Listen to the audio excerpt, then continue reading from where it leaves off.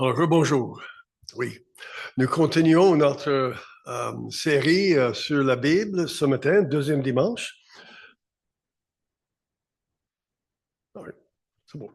Et donc, dimanche passé, le sujet, c'était la Bible, les paroles vivantes d'un Dieu vivant. Est-ce que ça marche?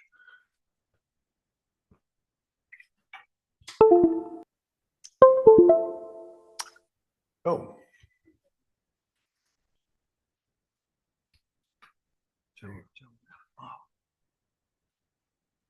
Ah oui, OK.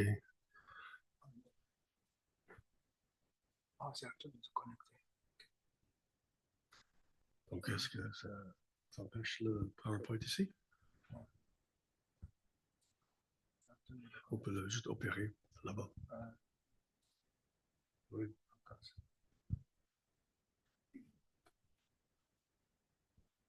OK, donc voilà. Ça marche ici.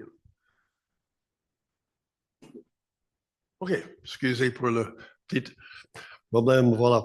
Donc, dimanche passé, le sujet, c'était la Bible, les paroles vivantes d'un Dieu vivant.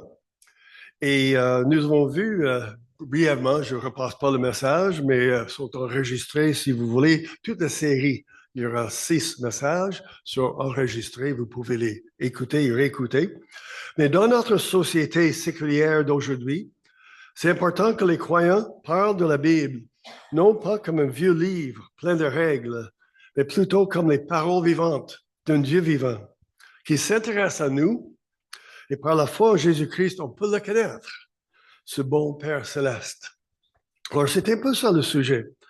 Ce matin, le sujet, c'est la Bible, mais un trésor à découvrir. Un trésor à découvrir. Je ne sais pas si vous vous rappelez de ce qu'on appelle la parabole du trésor caché.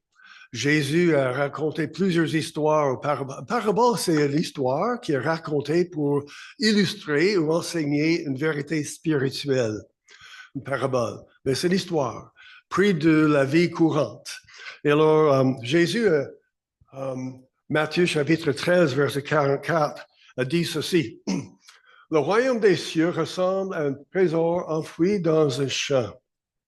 Un homme le découvre, il le cache de nouveau, s'en va, débordant de joie, vend tout ce qu'il possède et achète ce champ. Pourquoi? Parce qu'il y a un trésor là-dedans. Et ce que Jésus voulait montrer par cela, ou enseigner, c'est que le royaume des cieux, la présence de Dieu, son œuvre, tout ce qui est autour de Dieu, concerne Dieu, est une valeur immense, immesurable. On doit tout faire pour le connaître et vivre là-dedans. Alors, la Bible, la parole de Dieu, qui décrit ce royaume et comment vivre comme citoyen dans ce royaume, est aussi un trésor, un grand trésor d'une valeur immesurable. Psaume 119, David dit ceci, « Je fais ma joie de ta parole comme celui qui trouve un grand trésor. » Il parle de la Bible, qui trouve un grand trésor. Vous connaissez, n'est-ce pas, le jeu d'enfants, mais aussi des adultes qui jouent ça, la chasse au trésor, n'est-ce pas? Et c'est un jeu assez simple. On trouve le premier indice qui est caché, on le découvre, et après ça, on doit discerner c'est quoi l'indice. Parce que cet indice va nous amener à la prochaine, au prochain indice. Et là, on fait la même chose qui nous amène au prochain. Et finalement, on continue et on arrive où?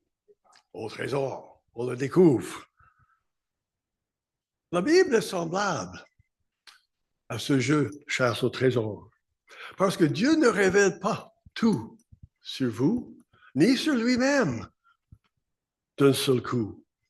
On découvre une vérité, une exhortation, quelque chose concernant Dieu, soi-même, et après ça, on lit encore, on avance, on grandit, ce qu'on appelle, on grandit, c'est la maturité d'une vérité, un principe encore nous amène plus loin dans notre connaissance de Dieu. Je ne sais pas si vous avez une Bible imprimée avec vous ici ce matin. J'aime beaucoup l'idée que nous avons la technologie pour présenter les versets bibliques. Ce que je n'aime pas de ça, c'est que c'est rare que les gens apportent leur propre Bible. Et donc, avec toute la technologie, peu importe, il y a toujours le bon et le mauvais côté, pour et contre. Mais il y a quelque chose de, quand on regarde dans la Bible, on trouve un verset, ça nous rappelle que ce verset se trouve dans un contexte plus grand. Là, c'est juste un verset. Mais la parole de Dieu est beaucoup plus grande que cela. Mais dans votre Bible, si vous l'avez, je ne sais pas si vous avez une copie avec vous, vous allez noter, vous devez faire ça à la maison. Trouvez juste les pages du Nouveau Testament comparées au nombre de pages dans l'Ancien Testament. Une grande différence. Il y a beaucoup plus de pages dans l'Ancien Testament que dans le Nouveau. Et nous avons la tendance, moi aussi, tout le monde, à lire plus dans le Nouveau Testament que dans l'Ancien. Mais mes frères et sœurs, tout est la parole de Dieu. L'Ancien et Nouveau. Dans mes études théologiques, on a eu plusieurs professeurs, mais un professeur nous racontait que chaque fois qu'il achetait une Bible, il tournait le partie entre Malachie et Matthieu. Et souvent dans les Bibles, les éditions qui impriment, les maisons d'édition qui impriment les Bibles, souvent les pages, une page vierge, une page Nouveau Testament entre les deux, lui arrachait ça. C'était sa manière pour lui, pour physiquement, littéralement lui rappeler que tout est la Bible. Il n'y a pas de différence. Il n'est pas juste une versus l'autre. Tout ensemble est la parole de Dieu. Et il existe, moi j'ai une copie en anglais, les Bibles en français et en anglais, où on appelle ça les éditions de lettres rouges. Je ne sais pas si vous connaissez ça.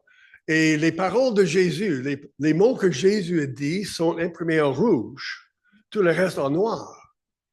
Pourquoi? Comme si les paroles de Jésus sont plus importantes que les autres paroles? Non, tout est la parole de Dieu. Tout. Il n'y a pas de distinction. Comme nous lisons dans 2 Timothée chapitre 3, car toute l'écriture est inspirée de Dieu, utile pour enseigner, réfuter, redresser et apprendre à mener une vie conforme à ce qui est juste. Toute l'écriture. Et pensez-y, hein? Quand l'apôtre Paul écrit cela, et les croyants croyaient cela, qu'est-ce qu'ils avaient comme Bible? L'Ancien Testament. Oui, les lettres et les livres du Nouveau Testament commencent à être écrits et circuler entre les croyants, mais pour eux autres, c'était plus l'Ancien Testament quand ils parlaient de ça. Mais aujourd'hui, nous avons la Bible qu'on appelle la Bible au complet. Et Baudelaire, dans ses prédications, dans quelques dimanches, va aborder le sujet du canon. Le canon veut dire le contenu, parce qu'il y a 66 livres là-dedans. Alors, d'où viennent ces livres? Pourquoi? Comment? Alors, ça va être des sujets, des prédications très, très intéressantes et édifiantes pour nous. Mais je dois vous avouer, ça c'est le mot que je cherchais, je dois vous avouer aussi, comme beaucoup de gens, j'ai plus de difficultés à lire l'Ancien Testament. Ça m'attire moins. C'est normal. Présentement, je suis en train de lire le livre des juges. Et c'est pas toujours facile. Le peuple suivait le Seigneur, ça allait bien. Après ça, il délaissait le Seigneur, suivait les dieux, religions autour d'eux. Un peuple les a conquérir. Et alors Dieu voulait élever un juge qui les donnait la victoire. Et pour quelques générations, ils suivaient le Seigneur. Après ça, ils désobéissaient au Seigneur. C'était toujours comme ça. Toujours pendant des générations après générations. Mais à travers ça, on voit la fidélité de Dieu. On voit sa sainteté. Et on se reconnaît là-dedans. Parce que aussi, individuellement, ou comme peuple, les hauts et les bas, pas toujours fidèles. Comme toujours dit dans mon ministère pastoral, en parlant de l'Ancien Testament, en encourageant les gens à lire l'Ancien Testament, je dis, oui, même si c'est difficile à comprendre le contexte et il y a beaucoup de choses là-dedans qui sont difficiles pour nous, il faut le lire parce que là-dedans, surtout dans l'Ancien Testament, on va trouver ce que j'appelle les bijoux, les perles, tellement encourageants. En voici quelques-unes. Ésaïe 30, le verset 18. L'Éternel attend le moment de vous faire grâce et se lèvera pour vous manifester sa compassion, car l'Éternel est un Dieu juste, heureux tous ceux qui se confient en lui. L'Éternel attend de vous faire grâce. C'est son désir. Il ne le fait pas par obligation. C'est son caractère. Un autre, en Ésaïe, Ésaïe, il y a 66 chapitres, ou 60 chapitres. C'est long, jugement, et condamnation et victoire, mais il y a des bijoux là-dedans. Ne le sais-tu donc pas? N'as-tu pas appris que l'Éternel est Dieu de toute éternité? C'est lui qui a créé les confins de la terre. Il ne se lasse pas, il ne s'épuise pas, son intelligence ne peut être sondée. Il donne de la force à qui est lasse. Il augmente la vigueur de celui qui est épuisé. Les jeunes gens se lassent, ils s'épuisent, et même de robustes gaillards tombent. Mais ceux qui comptent sur l'Éternel renouvellent leur force. Ils prennent leur envol comme des jeunes aigles, sans se lasser. Ils courent, ils marchent en avant et ne s'épuisent pas. Amen. Oui, ça c'est notre Seigneur.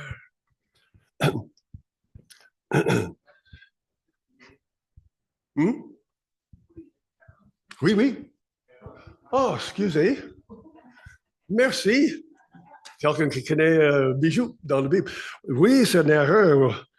Moi, j'ai 40 écrits dans mes notes, mais quand je l'ai transféré, c'est Ésaïe 40, les versets 28 à 31. Merci. Merci pour la correction, c'est important. Et l'autre, Ésaïe 57, le verset 15. Voici ce que dit le Dieu très élevé qui demeure éternellement, qui est saint. J'habite dans un lieu qui est très haut et saint. Ça, c'est notre Dieu, l'Éternel. Et je demeure aussi avec l'homme et femme accablés, à l'esprit abattu, pour ranimer la vie de qui a l'esprit abattu et vivifier le cœur des hommes accablés. Ce grand, grand Dieu, c'est tellement au-dessus de nous, est aussi prêt à accompagner, à chercher, sauver, donner la force, la vie à ceux qui tournent vers lui. Oh, wow, quelle vérité! Et Lamentation, verset bien connu, Lamentation écrit par Jérémie, le moment le pire, plus noir de l'histoire juive. Jérusalem, battue, convaincue, détruite, le peuple d'Israël amené en captivité, complètement détruit. Jérémie est dans ce moment-là. Et qu'est-ce qu'il dit? Voici ce que dit le Dieu très élevé qui demeure. Oh, excusez, c'est pas là. Les bontés de l'Éternel ne sont pas à leur terme et ses tendresses ne sont pas épuisées. Chaque matin, elles se renouvellent. Oui, ta fidélité est grande. Au milieu d'une grande détresse, il a reconnu la fidélité de Dieu. La parole de Dieu est remplie de ces histoires vécues, des personnages, des individus comme vous et moi. Les hommes, les femmes, les jeunes, les vieux, les riches, les pauvres, les gens bien connus comme les rois, les gens pas connus, les citoyens normaux, ordinaires, les gens qui ne sont pas parfaits, qui vivaient un contexte tellement différent que nous, complètement, noir et blanc complet, à notre contexte de vie. Mais avaient les mêmes défis. Rester fidèle à Dieu. Faire confiance au Seigneur. Vivre des épreuves, les moments de découragement, les moments de joie, les moments de victoire. Et ces histoires sont importantes pour nous parce qu'elles révèlent un Dieu vivant qui n'abandonne pas son peuple. Dieu qui intervient, il cherche, il appelle, il se manifeste, il montre son amour et sa grâce envers le peuple. Ça, c'est notre Dieu. Et on le découvre ici, dans ce trésor. La parole de Dieu était un trésor pour les peuples de l'Ancien Testament jusqu'à aujourd'hui. Josué, qu'est-ce que Josué a dit? Celui qui a amené le peuple d'Israël dans le pays promis après Moïse. Aie soin de répéter sans cesse les paroles de ce livre de la loi. Médite-les jour et nuit afin d'y obéir et d'appliquer tout ce qui est écrit, car alors tu auras du succès dans tes entreprises, alors tu réussiras. Un trésor. Le roi David, 2500 ans avant, passé là, bien avant le temps de Jésus. Qu'est-ce qu'il a dit au sujet de la parole? Dans le psaume 19, la loi de l'Éternel est parfaite. Elle donne du réconfort. Le témoignage de l'Éternel est vrai. Il rend sage celui qui manque d'expérience. Les décrets de l'Éternel sont droits. Ils réjouissent le cœur. Les commandements de l'Éternel sont clairs. Ils éclairent la vie. La crainte de l'Éternel est pure. Elle subsiste pour toujours. Les jugements de l'Éternel sont vrais et sont tous justes. Et, qu'est-ce qu'il dit? Ils sont plus précieux que l'or, que beaucoup d'or fin. Ils sont plus doux que le miel, même le miel qui coule des rayons. Ton serviteur aussi est éclairé par eux. Pour celui qui les respecte, la récompense est grande. Un trésor pour David. Les premiers chrétiens, après le temps de Jésus, qu'est-ce qu'ils ont dit? Voici un exemple de Jacques, chapitre 1. Celui qui plongeait les regards dans la loi parfaite, la loi de la liberté qui est persévérée, celui qui n'a pas oublié ce qu'il a entendu, mais qui se met au travail, celui-là sera heureux dans son activité. Alors, la parole de Dieu, un trésor riche, important pour les gens depuis des générations et depuis le temps de Jésus, encore jusqu'à aujourd'hui, les gens trouvent la parole de Dieu comme trésor. Combien de Bibles avez-vous chez vous? Combien de copies de la Bible avons-nous? Comme plusieurs ici, mon cellulaire. J'ai là-dedans une application, et on peut en avoir plusieurs, des centaines de traductions de langues différentes et plusieurs traductions différentes des Bibles en français. Tout, voilà. Dans un instant. C'est incroyable. Incroyable. Et aujourd'hui, nous avons des traductions de la Bible dans des centaines, des milliers de langues même. Il reste encore des milliers de langues à traduire la Bible, mais beaucoup de gens travaillent à la traduction de la Bible dans des langues différentes. Les versions imprimées qui ne sont pas dispendieuses, on peut les avoir pas chères, des fois gratuits.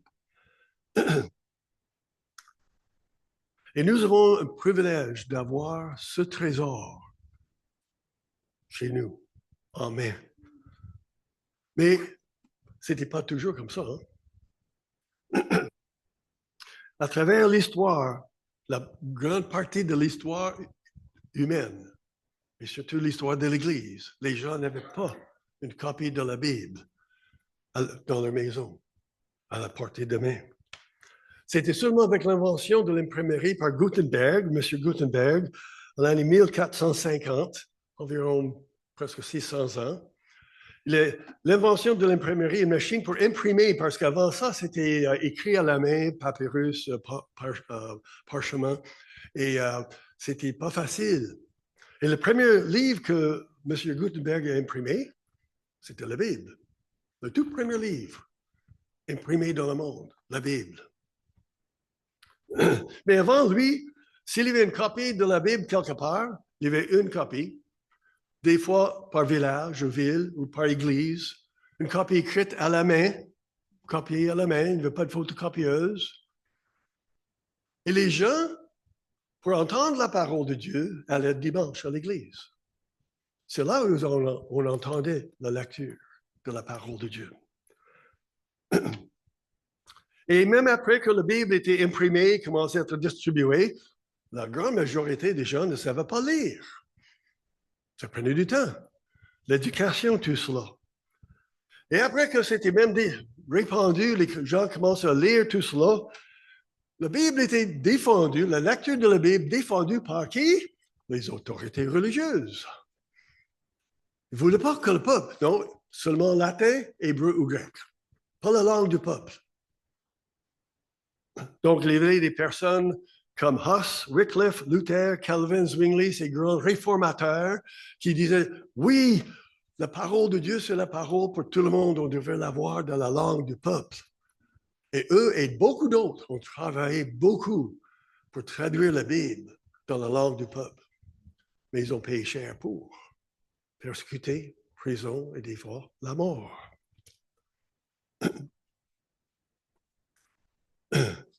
Pas tout le monde qui est au courant de ce fait, ici au Québec même, dans les années 40, 50, 60. Les gens qui distribuaient la Bible, porte à porte, essayaient de vendre la Bible, tout cela était mis en prison, arrêtés et passés quelques jours en prison. Nous avons, Judith et moi, je sais, Pierre et Thérèse, nous avons rencontré personnellement dans le passé des personnes qui ont passé du temps en prison parce qu'ils ont distribué la Bible, même ici au Québec. Et on ajoute à cela la persécution chrétienne dans le monde aujourd'hui, où la Bible est bénie, brûlée, interdite. On prend l'exemple des pays où la persécution est très forte. La Corée du Nord, la Somalie, le Yémen et d'autres pays semblables. Les gens risquent d'emprisonnement, torture, mort, parce qu'ils ont la Bible. Parce que quand on va persécuter les chrétiens, quand on va attaquer l'Église, les croyants, on commence avec la parole de Dieu. Parce que ça, c'est notre source. La source, la parole de Dieu. Et souvent, les croyants n'ont qu'une Bible ou quelques pages. Imaginez ce matin, nous sommes ici réunis ensemble. Il y a juste une copie de la Bible pour nous tous. Imaginez ça. C'est impossible pour nous d'imaginer ça. Surtout encore plus avec ça. Mais imaginez une copie. Et quelqu'un le lit. Mais après, quand on parle, qui aura le privilège de l'avoir pour la semaine? On va chicaner entre nous pour l'avoir. C'est mon tour, c'est mon tour. Une copie. Ou même des fois, juste quelques pages. Pour ces personnes, la Bible est vraiment un trésor. Un trésor. Encore, je pose la question, nous avons combien de Bibles chez nous? Est-ce que nous les lisons? Ou est-ce qu'elle est comme la parabole, le trésor caché? Est-ce que ce trésor est caché sur une tablette dans un tiroir quelque part? On parle souvent de l'importance pour les croyants de lire la Bible et de prier. On appelle ça un culte personnel. Et c'est une bonne pratique où les gens prennent du temps, les croyants prennent du temps pour lire la Bible, de prier régulièrement. Et c'est une pratique spirituelle assez récente dans l'histoire de l'Église. Et la simple raison, c'est parce que les gens n'avaient pas de Bible. Ils ne pouvaient pas faire un culte personnel chez eux. Ils n'avaient pas de Bible, ils ne savaient pas lire. Mais aujourd'hui, on peut le faire. C'est une bonne discipline spirituelle à développer. Mais il faut le faire, et c'est pourquoi j'en parle. Il faut le faire avec la bonne attitude et pour la bonne raison. C'est important à développer les bonnes habitudes. Je ne dis pas pour vous qui ont des enfants, petits-enfants, mais certainement vous avez fait les choses comme Judith et moi. Quand un enfant voulait quelque chose, et, surtout nos gars, et on fait ça avec les petits-enfants aussi, « Hey, papa, donne-moi le ketchup. » Je ne répondais pas. C'est quoi les mots magiques? S'il vous plaît et merci. Papa, s'il te plaît, passe-moi le ketchup. Je lui donne le ketchup. Et tu dis quoi? Merci. Au début, il faisait ça par obligation. Mais en répétant ça, en le faisant, aujourd'hui, ils le font naturellement, de bon cœur. C'est normal pour eux de le faire. Mais au début, c'était une bonne habitude, il fallait le faire, obligation. Et c'est un peu ça avec la foi chrétienne, on commence la vie chrétienne et c'est nouveau pour nous. Et les gens nous disent il faut lire la Bible et faire la prière. Et donc, on fait ça par habitude, par discipline. Mais plus qu'on le fait, plus que ça devient naturel. Il y a un goût de le lire et de prier. Alors, pourquoi faites-vous un culte personnel? Dans quel motif? Comme un devoir? Si vous dites, ben non, je ne le fais pas comme devoir, voici une façon pour déterminer si vous le faites comme devoir ou obligation. Si pour une raison ou une autre, une journée, vous ne le faites pas, est-ce que vous vous sentez coupable? Si vous vous sentez coupable, vous faites votre culte personnel par devoir. On devrait le faire par plaisir, la joie, pour découvrir, grandir. Et si on ne le fait pas pour quoi que ce soit la raison, ce n'est pas la fin du monde. Le Seigneur est toujours avec nous, toujours avec vous. Il ne dépend pas de votre culte personnel. J'ai un ami, mais décédé maintenant, mais un ami qui était pasteur, était invité à prêcher dans une autre église un jour. Excusez. Donc, il prêchait sur le thème de la vie chrétienne comme relation avec Dieu, quelque chose de vivante. Et par la présence du Seigneur, le Saint-Esprit dans sa vie, on grandit. Et donc, il aborde ce sujet de la vie comme une relation vivante avec le Seigneur. Et dans son message, il disait juste brièvement, par le culte personnel, ce n'est pas quelque chose à faire tous les jours comme loi régulièrement. Même si on manque une journée ou deux, ce n'est pas la fin du monde, on continue dans notre relation avec le Seigneur. Le pasteur de cette église était fâché contre lui. Parce que pour ce pasteur, le culte personnel, c'est quelque chose qu'on devait faire tous les jours, régulièrement, sans manquer. Et si on manquait, il manque quelque chose dans notre vie spirituelle. Donc, c'était une loi, obligation. Donc, il y en a qui pensent comme ça. Dans la parole de Dieu, dans la Bible, il n'y a aucun commandement où on doit lire la Bible tous les jours. Méditer la parole, oui. Garder la parole, connaître, le suivre, bien sûr. Des fois, les gens vont citer Psaume 1er pour justifier un culte personnel tous les jours. Toute sa joie, il la met dans la loi de l'Éternel qu'il médite jour et nuit. Chers frères et sœurs, ça, c'est pas, on ne le prend pas au sens littéral. C'est symbolique. Méditer jour et nuit. Méditer, savez-vous ce que ça veut dire, méditer? Vous allez vous mettre dans un coin, quelque part, tranquille, pas de distraction, et vous allez concentrer sur la lecture. Ça, c'est méditer. Okay? Il y en a des fois qui sont capables de méditer en prenant une marche dans le bois. Moi, je ne suis pas capable, je regarde trop les choses autour. Mais il faut vraiment être dans un endroit où il n'y a pas de distraction et on concentre sur ce qu'on lit. Maintenant, faites ça jour et nuit. Faites ça jour et nuit. Vous ne pouvez pas dormir, ni manger, ni parler avec personne. Il faut méditer. Comprenez-vous, là? Prenez l'exemple des parents qui ont les enfants, les petits-enfants qui se préparent pour l'école, les parents qui se préparent pour le travail. Hey, ça bouge le matin. Hey, c'est préparer la nourriture, le lunch, les vêtements, c'est où les devoirs et tout cela. On est à la course. Il y a des pasteurs, des gens qui vont dire, mais comme ça, il faut se lever 1 heure avant tout le monde pour avoir votre culte personnel. Mais voyons, soyons réalistes. Ce que ça veut dire, c'est régulièrement, constamment, quand passé, par défaut, on met notre temps là-dedans. Oui, il faut se discipliner. Oui, il faut trouver du temps et des fois arranger notre horaire, mais pas le faire par devoir. Comme si on ne le fait pas, on sera moins béni par le Seigneur. On doit s'adapter et on le fait par plaisir. Encore la question, nous avons combien de Bibles chez nous? Connaissez-vous ce trésor? cette parole vivante.